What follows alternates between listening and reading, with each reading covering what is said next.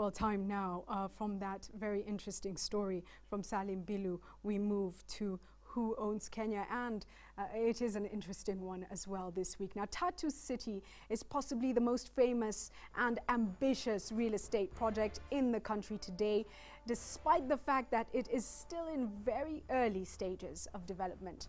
Now, besides the massive scale of the project, Tatu City has also been in the news lately over a controversy that arose around shareholding and project management issues. Now, this led to a legal tussle, and the matter is still in court, so we won't go into the details of that.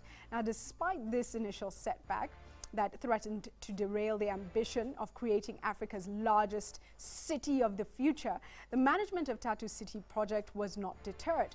The project is back on track, and its phase 1, which is construction of key infrastructure, has already begun. But how was this ambitious project with a strange name, Tatu, conceived? Now, it all started one afternoon way back in 2007 when the CEO of Moscow-based investment bank, the Renaissance Group, Stephen Jennings, visited the country and had a meeting with the CEO of Bidco Group, industrialist Vimal Shah. Now, although the meeting was meant to discuss other investment opportunities and ideas, the discussions between the two CEOs veered off to real estate. They took a chopper from the city to Ruiru in Kiambu County, where Vimal Shah, former CBK Governor Nahashon Nyaga, and some partners were thinking of developing a housing project. After getting an aerial view of the choking rush hour traffic jam on Thika Highway, Stephen Jennings, the Renaissance Group CEO, saw the perfect investment opportunity. He didn't need further convincing.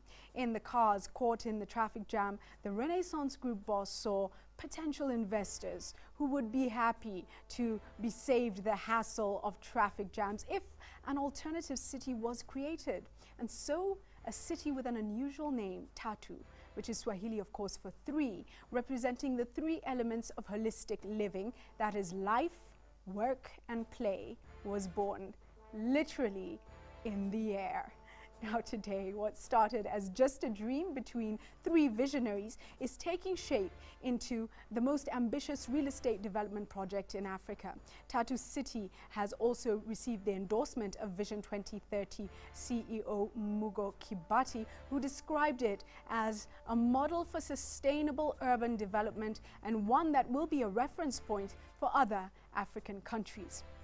Now, the only other similar project whose magnitude can be compared to Tatu City is South Africa's Sandton City, and the international significance of the Tatu City project is aptly captured in a write-up that appeared in the May 5th edition of the respected international weekly The Economist, so get hold of that, the May 5th edition, if you want to read more about the significance of this project internationally. But to get a good glimpse of the magnitude of Tatu City, let's take a look at the project's vital statistics. We start with the number 350 billion. That's the estimated cost of the project. 1,000 hectares. That's the land. Now, this is equivalent to 930 football fields or 10 square kilometers, 1,000 hectares. 70,000. That's the number of anticipated residents of Tatu City. 30,000, the number of anticipated daily visitors. 10,000 is the number of trees to be planted to beautify the boulevards of Tatu City. 35% of land will be reserved as green spaces for environmental purposes. 25 minutes is the time it will take to drive from Jomo Kenyatta International Airport to Tatu City via the Eastern Bypass. 8 to 10 years is the amount of time it will take to complete the project. So, should Kenyans desiring to buy residential and commercial properties start streaming to Ruiru for a piece of the action at Tatu City? Not so fast, that will come later. For now, Tatu City management is focusing on the construction of roads, highways, communications, power, water and sewerage systems, as well as other infrastructural support structures.